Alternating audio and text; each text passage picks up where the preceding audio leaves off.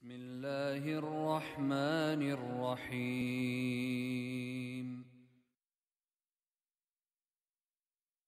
الحمد لله رب العالمين والصلاة والسلام على رسوله محمد وعلى آله وأصحابه أجمعين.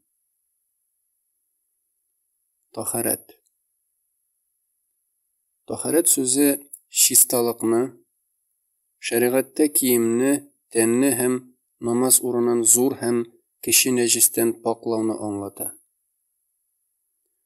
Allahu subhanahu wa ta'ala Kur'an-ı Kerim'de aytı, ma'nası: Ey iman keltiruvchilar, namazga bosqanda tahorat olg'iz, ikki qo'lingizni tirsaklari bilan ham betigizni yuvig'iz. Qo'lingizni yuvishlab boshingizni siypag'iz hamda oyoqlaringizni to'biqlari bilan yuvig'iz. Maida surasi 6-oyat. Allohu Taala aytdi: Ma'nasi: Alloh Taala tavba etuvchilarni ham poklanuvchilarni yarata. Baqara surasi 222-oyat. Alloh Taala shulay aytdi: Ул мәчеттә чистаруга омтылучы кешеләр бар. Аллаһ чистарынучыларны ярата. Тәүбә сүрәсе 108-oyat. Тапшырыла, Абу Хурайра, Аллаһ Таала аннан разы булсын, әйткән: Мин Пәйгамбәрбез саллаллаһу алейхи ва салламнан ишеттем. Кыямәт көнендә минем өммәтемне чакырырлар. Taharet əsərləri səbəblə onların yüzləri, qulları həm ayaqları balqıb durur. Kim özünün balqışını arttıra ala, bunu işləsin, dedi. Abu Hurayra radıyallahu anh sözlərindən tapşırıla, Minim ən yaratqan dostum Muhammed sallallahu aleyhi ve sellem müminnin taharet alğanda yola tırğan jirləri Cennette bizekler bilen kaplangan bulur dedi. Osman bin Affan radıyallahu anh sözlerinden tapşırıla, Allah'ın ilşesi sallallahu aleyhi ve sellem etken: Kim tiyişinçe taharet olsa, onun teninden günahları kiter, hatta tırnak oslarında da kalmaz. Tapşırıla, Osman bin Affan radıyallahu anh etken: Min Allah'ın ilşisi sallallahu aleyhi ve sellem'nin bir vakit benim algan taharetim şekilli taharet alganın gördüm. Ondan sonra aytdı: Kim taharetini şulay ala, bana kadar kılıngan günahları gafu etile. Namazı hem meşitke baru için üsteme ecir alacak. Abu Hurayra radıyallahu anh sözlerinden tapşırıla, Allah'ın ilşisi sallallahu aleyhi ve sellem etken: Allah'ın imanlı kulu taharette bitin yuğanda su bilen birge gözleri aşağı kılıngan barlık günahlar kiti. Kulların yuğanda su bilen birge kulları bilen kılgan barlık günahlar kiti. Ayakların yuğanda su bilen birge alar aşağı kılıngan barlık günahları yuğula. Şulay etip ul günahlardan pak bulup çıgar. Abu Hurayra radıyallahu anh sözlerinden tapşırıla, Allah'ın ilşisi sallallahu aleyhi ve sellem ziyaratka kilgeç etken: Ey müminler yurtunun halkı, selam sizge, bizde Allah tilegen vakitte sizge koşuluruz.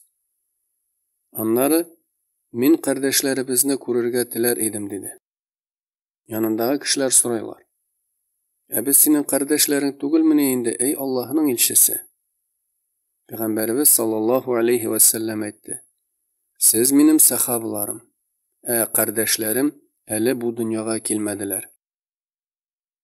Sahabalar, eli bu dünyaya kilmegen senin ümmet kişilerin biz nişik tanır mısın ey Allah'ın ilşisi deyip soraylar. Peygamberimiz sallallahu aleyhi ve sellem Eytigiz elemime. Eğer bir kişinin atları bulsa, alarının mongayları ok yıldızlı, tuyoqlarında ак божыра, һәм алар гел кара атлар арасында булсалар, әллә ул кеше үзенең атларын таный алмас идеме? Диде. Алар, әлбәттә таныячак, эй Аллаһның илчесе, диделәр. Шунда Пәйгамбәрбез саллаллаһу алейхи ва саллям әйтте: Тахарат сәбәпле минем өммәт кешеләре маңгайларында ак йолдызлар белән, кул һәм аякларында ак буҗралар белән балкып килерләр. Ә мин аларны күл янында көтеп торырмын, диде. Абу Хурайра радиллаһу анһу сүзләреннән тапшырыла.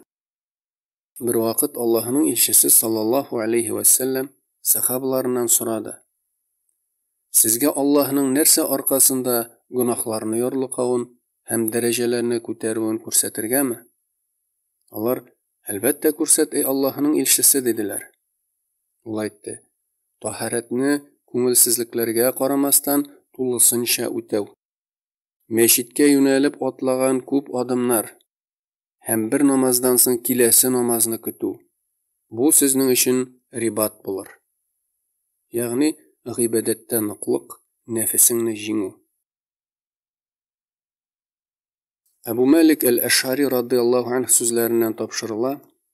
Аллаһның илчесе саллаллаһу алейхи ва саллям әйткән: Паклану иманның яртысы. Умар бин Хаттаб радиллаһу анһу сүзләреннән тапшырыла. Аллаһның илчесе саллаллаһу алейхи ва саллям әйткән: Тахаратны тиешенчә үтәгәннән соң, тиңе булмаган бер Аллаһ Тәгаләдән башка илаһ юк. Мөхәммәд аның кулы һәм илчесе икәнлегенә шәһадәт китерәм, дип әйтүче алдында һичшиксез җәннәтнең 8 капкасы ачылыр һәм ул үзе теләгәненнән керер. Хадисның Тирмизи хәзрәтләре китергән версиясында тапшырыла. Пәйгамбәрбез саллаллаһу алейхи ва саллям әйткән: Эй Аллаһ, мине тәүбә итүчеләрнең берсе ит һәм мине пакланучыларның берсе ит. Абу Хурайра радиллаһу анһудан тапшырыла. Пәйгамбәрбез саллаллаһу алейхи ва саллям әйткән: Аллаһ Тәгалә берегезнең дә намазын тахаратсыз кабул итмәй.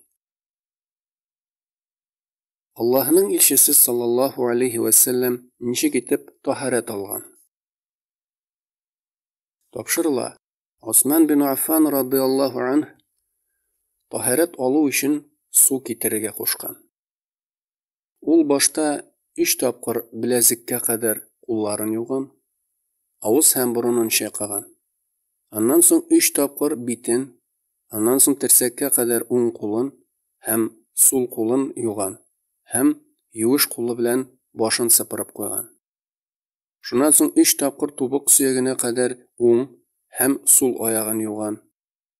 Буларны эшләп бетергәч, мин Пәйгамбәребезнең саллаллаһу алейхи ва саллямның нәкъ шушылай тахарат алганын күрдем, дип әйткән.